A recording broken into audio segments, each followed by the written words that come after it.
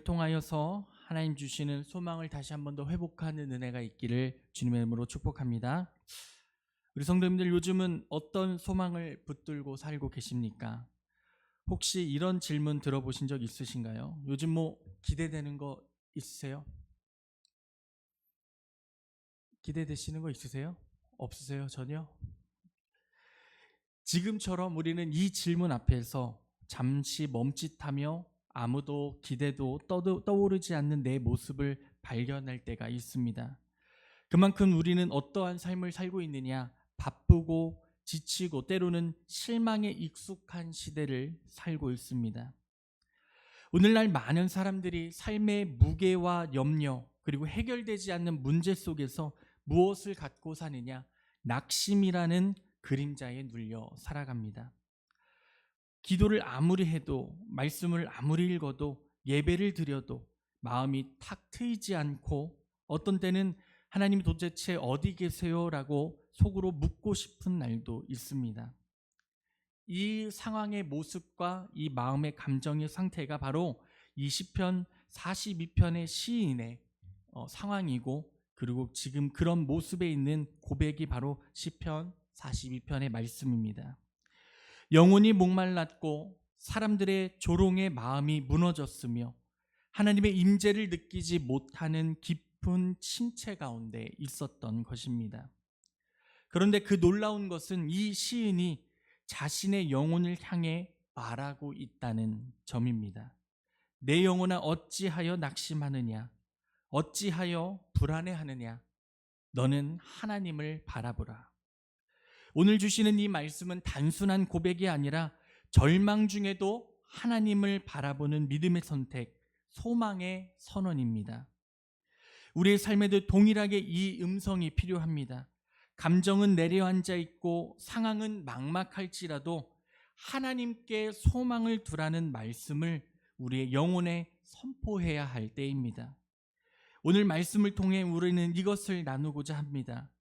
하나님을 사모하는 마음이 회복의 출발점이라는 것, 또한 낙심 속에서도 우리는 기도를 멈추지 말아야 한다는 것, 또한 감정이 아닌 믿음으로 하나님께 소망을 두는 결단이 필요하다는 것. 오늘 주시는 이 말씀을 통하여 우리도 다시 한번 일어나 영혼의 깊은 자리에서 하나님을 바라보는 예배의 회복이 있기를 주님의 이름으로 축원합니다. 우리 오늘 말씀 1절과 2절을 다시 한번 읽어보겠습니다. 1절과 2절입니다. 하나님이여, 사슴이 시냇물을 찾기에 갈급함같이 내 영혼이 주를 찾기에 갈급하나이다. 내 영혼이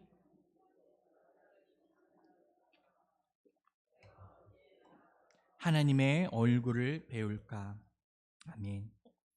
이 시편 42편은 단순한 시적 고백이 아닙니다.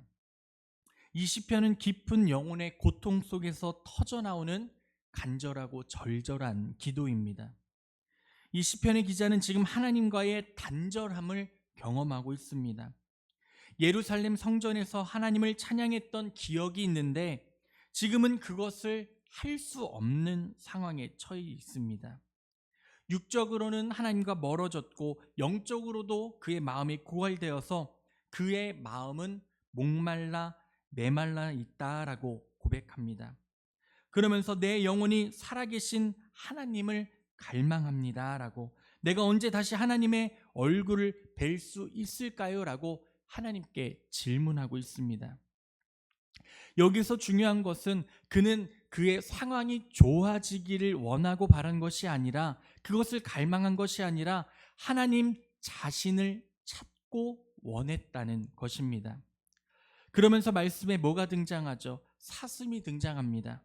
이 사슴은 히브리시에서 순수하고 연약한 존재로 종종 묘사됩니다. 사슴이 시냇물을 찾는 이유는 단순한 갈증 해소가 아닙니다. 물을 마시지 않으면 생명을 유지할 수 없기 때문입니다. 그렇게 사슴이 물을 먹지 않는다면 죽게 됩니다. 이것은 즉 생존과 직결되는 절박함을 표현하고 있는 것입니다. 그러면서 이 시편의 기자는 나의 상태를 그와 같다고 고백합니다. 내 영혼이 하나님을 만나지 못하면 나는 살아갈 수 없습니다. 이것은 단순한 기분 나빠요의 수준의 고백이 아니라 나는 하나님 없이는 살 수 없다는 생명의 수준의 갈망을 하고 있는 것입니다. 우리는 종종 말합니다. 내 상황이 좀 나아지면 예배할 거야. 내 상황이 변화되면, 이 문제만 해결되면 나도 다시 기도의 자리로 나아올 거라고 고백합니다. 아닙니다.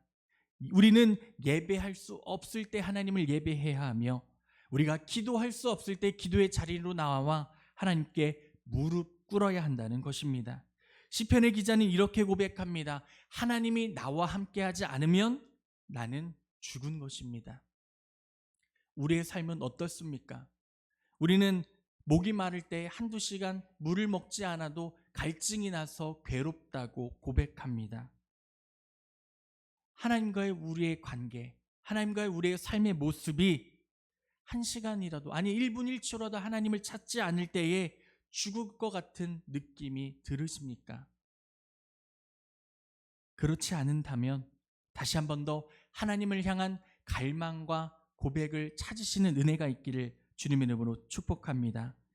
회복은 그렇기에 상황의 변화에서 오는 것이 아니라 하나님을 찾는 갈망에서 시작됩니다. 하나님을 잃어버린 감정 속에서도, 삶이 무너진 혼돈 속에서도 하나님을 다시 찾는 그 자리에서 진짜 회복이 일어난다는 것을 꼭 기억하시는 믿음이 되시기를 바랍니다. 우리 3절 말씀을 함께 읽습니다. 3절입니다.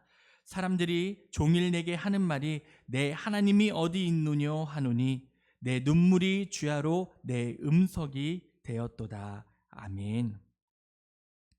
시편 기자는 지금 복합적인 고통을 겪고 있습니다. 먼저 그는 사람들의 조롱을 듣습니다. 내 하나님이 어디 있느냐? 이 말은 단순한 비난이 아닙니다. 그의 예배, 그의 믿음, 그의 하나님에 대한 조롱과 멸시입니다. 너 그렇게 기도하더니 하나님은 어디 계시냐? 내가 그렇게 하나님을 찬양하더니 지금 하나님은 왜 너가 이렇게 어렵고 힘든데 가만히 계시냐? 라고 비난하고 조롱하고 있는 것입니다. 이런 말을 듣게 된다면 어떻겠습니까? 이런 말은 우리의 영혼을 무너지게 합니다. 시편 기자는 실제로 이 조롱으로 인해 마음이 상하고 밤낮으로 눈물을 흘리며 그것이 마치 먹는 음식처럼 되었다고 표현합니다. 한편 외적으로 고통만 있는 것이 아닙니다. 그는 내적으로도 낙심합니다. 우리 6절 말씀을 함께 읽습니다. 6절입니다. 내 하나님이여 내 영혼이 내 속에서 낙심이 되므로 내가 요단 땅과 헤르몬과 미살산에서 주를 기억하나이다. 아멘. 그는 더 이상 예루살렘에서 예배할 수 없는 상황, 즉 하나님의 임재의 중심지에서 떨어진 채 살아가고 있다고 고백합니다. 그리고 그 거리감은 그를 더욱 깊은 낙심의 수령으로 이끌고 있다고 말합니다. 그렇기에 시편은 7절에서 이렇게 고백합니다.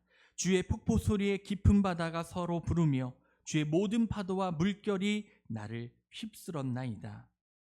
이 장면은 마치 고통이 폭포처럼 쏟아지고 파도처럼 계속 덮여오는 상황을 말합니다. 여기서 중요한 점은 이 모든 파도와 폭포가 주의 파도, 즉 하나님께로부터 온 것이라고 말하고 있다는 것입니다. 시인은 하나님이 이것을 허락하신 것을 인정합니다.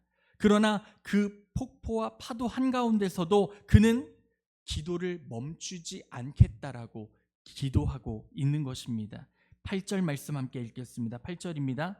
낮에는 여호와께서 그의 인자하심을 베푸시고 밤에는 그의 찬송이 내게 있어 생명의 하나님께 기도하리이다. 아멘. 이것이 오늘의 말씀의 중심입니다. 낮에는 하나님의 은혜를 기도하고 기억하며 밤에는 찬송을 부르며 기도합니다. 기도는 그가 여전히 붙잡고 있는 믿음의 끈이다라고 말씀하고 있는 겁니다. 우리는 어떻습니까? 낙심하면 기도를 미룹니다. 마음이 정리되어지지 않았다는 이유로, 응답이 없다는 이유로, 그리고 말씀이 들리지 않는다는 이유로 우리는 기도하지 않고 침묵 속으로 숨습니다. 그러나 시편의 기자는 반대로 말합니다. 기도해야 하기에 기도한다. 우리들 사람들의 조롱 속에서도 거친 파도가 우리를 향해 다가와도 어떠한 상황에서도 기도의 끈을 놓지 않는 믿음이 있으시기를 주님의 이름으로 소망합니다. 우리의 눈물이 흐르는 그 자리가 곧 기도의 자리가 된다는 것을 믿음으로 고백하십시오.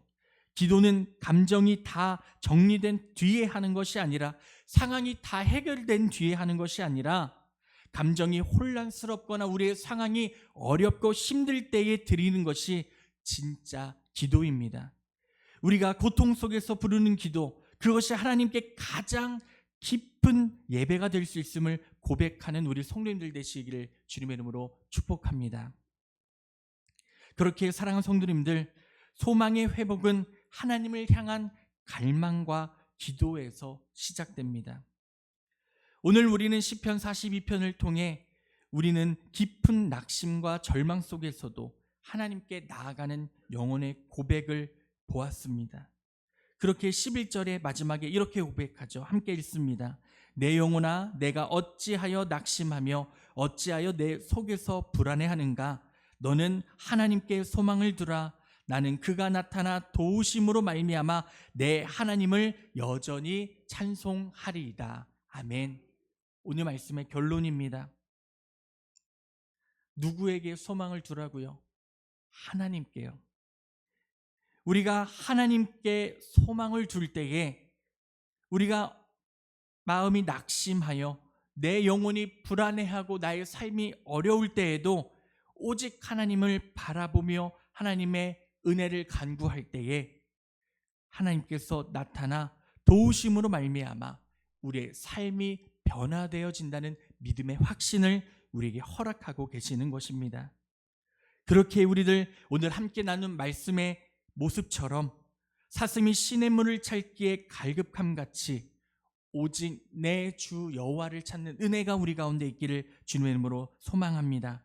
이것이야말로 그 갈망이야말로 그 간구함이야말로 하나님의 우리에게 주시는 회복의 첫 걸음인 줄로 믿습니다.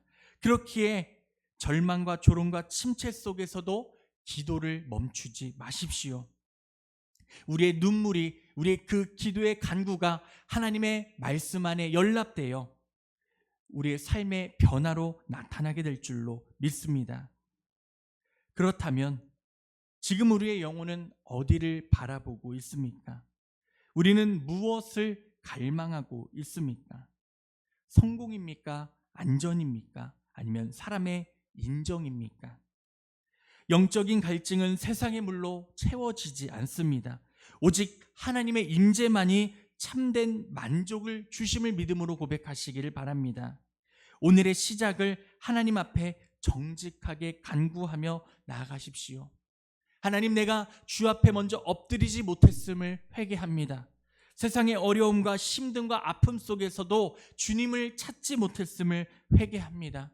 나의 눈이, 나의 마음이, 나의 삶이 오직 주님만을 바라보게 하여 주시고 주님만을 찾게 하여 주시고 세상의 즐거움이 아니라, 세상의 기쁨이 아니라, 세상의 소망과 돈과 물질이 아니라, 건강이 아니라 오직 주님만을 간구하는 우리의 믿음이 될 수 있도록 주여 인도해 달라고 간구하며 나가는 믿음이 되시기를 주의 이름으로 소망합니다. 오늘 하루 어떻게 살아가시겠습니까? 주님 만나는 하루 되시기를 바랍니다. 아멘.